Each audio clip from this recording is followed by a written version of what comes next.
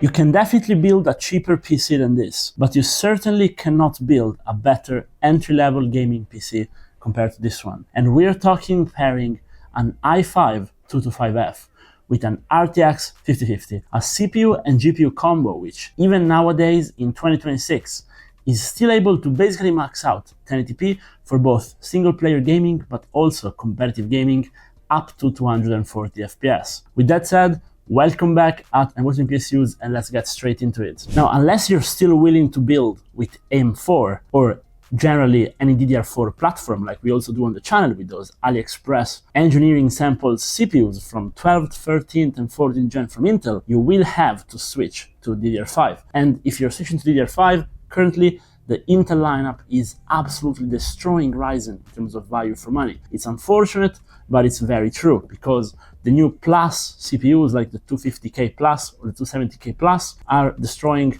even the higher tier of Ryzen CPU. So the 250K is actually faster than the 9700X, and the 270K is actually faster than the 9900X by far. And I'm talking both productivity and gaming, but without going too much on Intel's side, what we have here today is something that has dropped down in price significantly, and so it is even better value for money nowadays. The Core Ultra 5 225F, if you want to conform to Intel naming scheme. Me personally, I just call it the i5 225F. And this is a CPU which is very entry level. It's not that fast in multi-threading. However, if we compare it, for example, to an i7 8700K from a few years back, this thing still is faster and by quite a bit, but it has an impressive single thread performance, which means that for regular usage of desktop, this is going to be extremely fast, and also for competitive gaming in titles which are very CPU intensive at 1080p, for example, Apex Legends, Rocket League, Fortnite, those gaming titles, the CPU is going to do most of the pushing. And this thing is literally carrying the GPU I've paired it with. GPU which today I've gotten a strange custom, you will see the review on the channel soon. And it's an RTX 5050, so it's a pretty bad GPU model overall. I don't like the 5050, but this 3-model fan from Asus, which is not sponsoring me, they very much dislike me, is very good.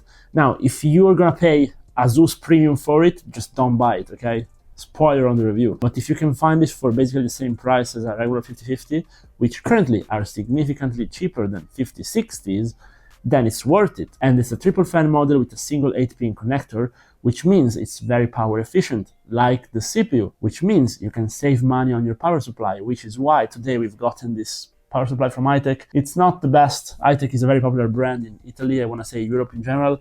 And this BD series PSU, I mean, it's pretty bad, but the good thing, what you can take from this, is you can literally pair any power supply with this CPU and GPU combo and still be happy. I picked a very random B860, I literally did a sort by price when buying it, and I got this MSI Micro ATX motherboard. It's pretty good, it has 5GB LAN, and it's pretty standard, but since it's Micro ATX, I went with this case, the Phanteks XTV3. And now this case is very cheap, like really cheap, like genuinely, check the pricing on Amazon. It's too cheap almost. And it still packs some very cool design choices, which you find in a brand like Phanteks, and you will not find in a knockoff or Asian low-end imported brand, unfortunately, not yet still. For example, the USB 3.0 port, it has a little hole, so you don't have to stretch your cable while passing it through. It has a separated compartment for the cable management, so you can just stuff all your cables there. It has a relocated PSU place on top here, so the case can be smaller and slimmer. It's a dual chamber, aquarium-like case with 3 included fans, which fits a 360mm, only one at the top, and an extra 120 at the back, which I decided not to mount this time because I just wanted to see how it was without, so we could save 15 bucks. Now the cool thing is the fans are 3-pin controllable via the motherboard, via the 3-pin controller on the motherboard. However, they also have a proprietary connector, which you can connect if you buy a Phanteks water cooler as well. And since Phanteks is literally discounting their whole lineup by a lot, then I got this Phanteks Glacier 1 360 M25G2.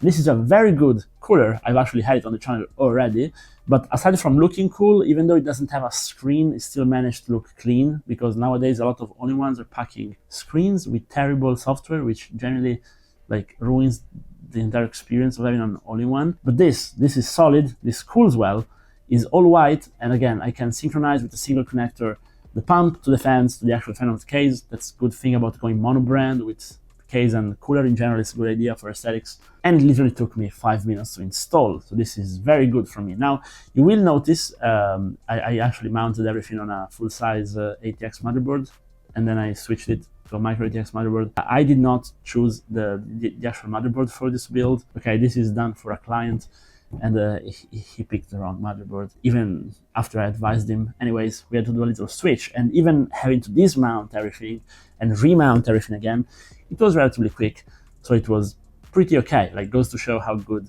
the actual install process is. Now, storage and RAM, okay, it's a tough period, but we did not save money on the cooler because we could have gone with a very cheap air cooler. But again, here you're getting much better upgrade path by getting a good cooler off the get-go. Also, you can then overclock and undervolt this i5, which actually has a lot of potential. I have a full video documenting how I unlock it on all my builds. It's on the channel. As you know, at ImWateringPSUs, we do a lot of undervolting, overclocking. It's the core of the channel pretty much. But anyways, we did not save money there, but we did save money on the RAM and storage somehow. That is thanks to Kingston. For storage, we simply went with less space. It's a compromise I'm willing to make. So we're going with 0.5 terabyte Kingston MV3. It's probably the best value drive on the market currently. And we're pairing that with some Kingston Fury non-RGB RAM. 6,000 megahertz though, still pretty decent RAM, but 16 gigabytes. So we are compromising a little bit on the capacity of the RAM and the storage capacity, but again, especially if you're gonna add in a cheaper, maybe SATA SSD, I really am against hard disks nowadays. You can save money there, or at least you can delay when you're going to have to buy your storage, which I think currently is a good idea. So with all this done, I will show you the fire strike of this build, and we actually hit the world record in fire strike. Now, it's not that impressive because not that many people actually use fire strike nowadays, but I think it's pretty good at stock. And I'll also show you CPU-Z score, which is solid, and a quick Apex Legends gameplay. Again, as you can see, the FPS is going very high, 1080p, and this is basically all you need. So this is my recommendation if you want to build something that looks very nice, at least in my opinion, performs very well, and it's also very easy to upgrade. You can slot even a Core Ultra 9 or better, Core Ultra 7 to 70K in this build very easily, and just swap out GPU for a better one, and you're good to go. But let me know if you guys have any advice or if you would have changed anything, and as usual, all the part list is going to be in the description. Drop a like and a follow for more. See you guys in the next one. Bye bye.